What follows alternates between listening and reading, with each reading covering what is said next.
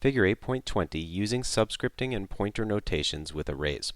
In this figure, we're going to be taking a look at the relationships between arrays and pointers, and also talking about pointer arithmetic and how it's used to access the individual elements of an array.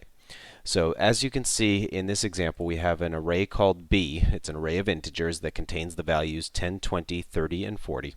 And we also have the pointer variable bptr, which is a pointer to an integer, that we're initializing with the name of the array b. And once again, remember that the name of an array is a pointer to its first element. So in effect, b is a pointer to an integer. It's a constant pointer because it always points to the first element of the array. Now, initially, what we want to do here is just output the array b the way we're used to outputting an array, which is walking through it one element at a time and using the subscript operator to access each of its elements.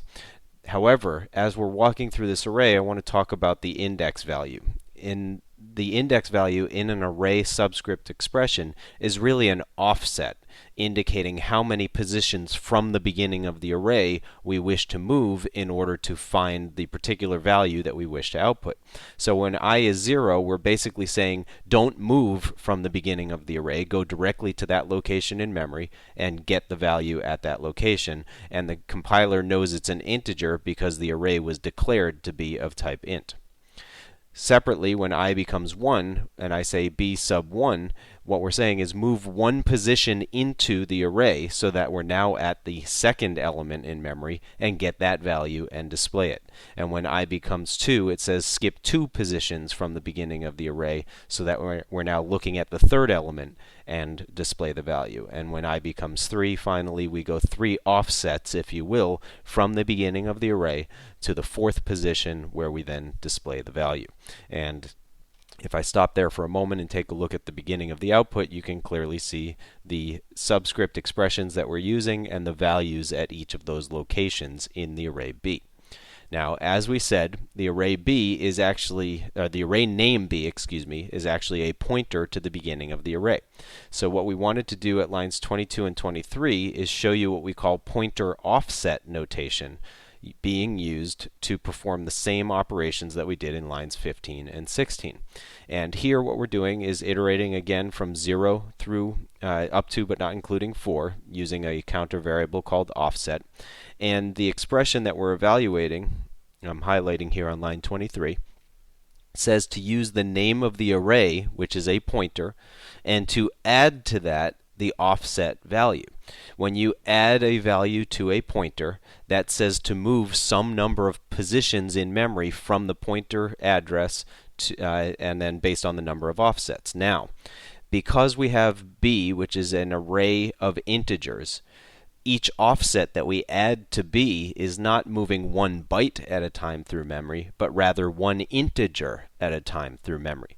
So when I say b plus 0, that is the same as the array name b by itself. And when you dereference the array name, you're basically saying, I want to get access to the first element in the array. When I say b plus 1, that says move from the array b's initial location in memory 1 offset into the array, 1 position into the array, then dereference that pointer, and now I'm looking at the second element of the array, so I display that value. When I say b plus 2, that says move 2 positions from the array b starting point in memory.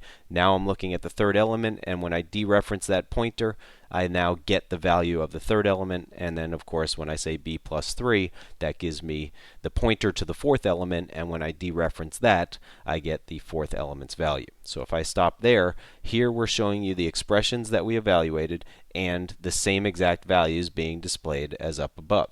So even the array name can be used as a pointer. However, we can't modify the array name. So for example, if I were to say b plus equals 2, that would give me a compiler error because remember, the array name is a constant pointer to the first element of the array. It always points to the first element.